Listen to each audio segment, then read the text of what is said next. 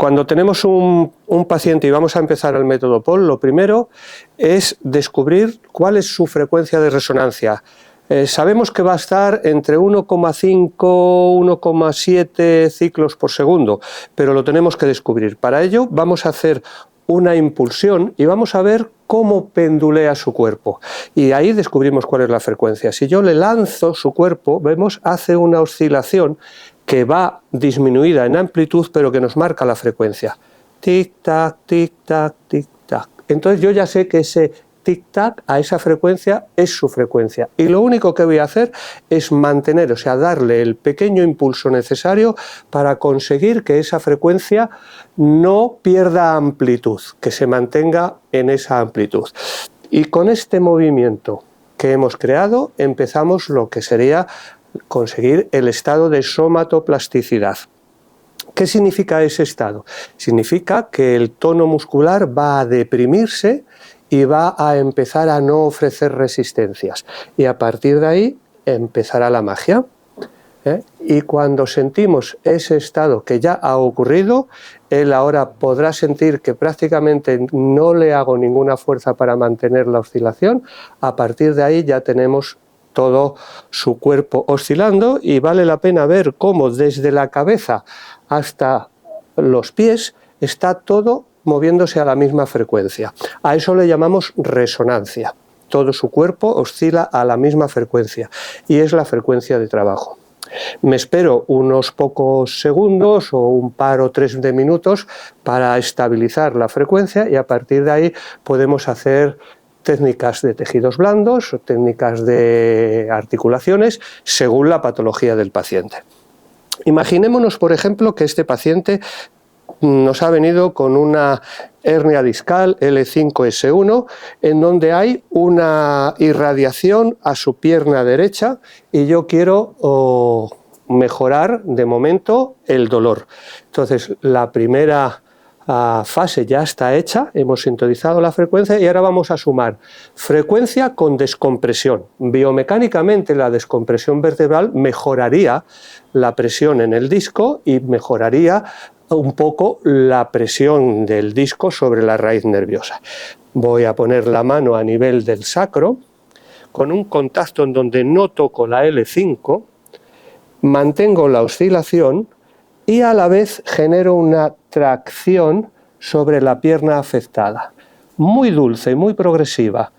De esta manera estamos creando descompresión y pequeña apertura lateral del lado de la hernia, con lo cual existe una reducción momentánea del volumen herniario y eso mejoraría la sintomatología, que yo le preguntaría al paciente, si hacemos esto, ¿se alivia el dolor? Si él me dice que sí, estamos en el camino. O sea, son sus sensaciones clínicas las que nos van guiando a cómo tenemos que hacer el trabajo. Pequeñas tensiones y a partir de ahí empezaríamos introduciendo maniobras de distinto tipo. Esto, por ejemplo, es una maniobra de primer nivel para mejorar las hernias discales. Ahora vamos a introducir una maniobra muscular para el mismo caso. Imaginémonos que fruto de esa hernia discal hemos valorado que hay una contractura del cuadrado lumbar del lado contrario, que sería protector. Pues vamos a realizar una pinza sobre el cuadrado lumbar en donde vamos a movilizar con desplazamiento transversal las fibras del cuadrado lumbar en una técnica o en la otra, en una pinza o en la otra. Y vamos alternando cada maniobra que introducimos, va creando después un círculo, un circuito de maniobras secuenciales que vamos aplicando. Este paciente, imaginémonos que también, fruto de su patología, ha creado una serie de tensiones en la musculatura paravertebral y necesitamos descontracturar, bajar el tono de la musculatura paravertebral, de los rotadores en concreto. Fijaros, manteniendo la oscilación con un vector, y aquí esto es importante, yo estoy creando un vector que está en diagonal a la línea del eje central, con lo cual estoy haciendo una apertura del lado de la patología, manteniendo la inclinación pélvica en apertura.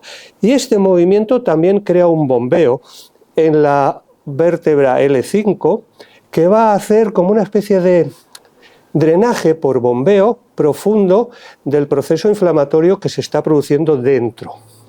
Entonces, manteniendo la oscilación de esta manera, yo voy a ir haciendo una serie de presiones rítmicas, como diríamos como un bombeo a la misma frecuencia de la oscilación sobre musculatura paravertebral profunda, en donde hago 1, 2, 3, 5, 10 presiones rítmicas, cambio de punto, y vamos creando la inhibición paravertebral.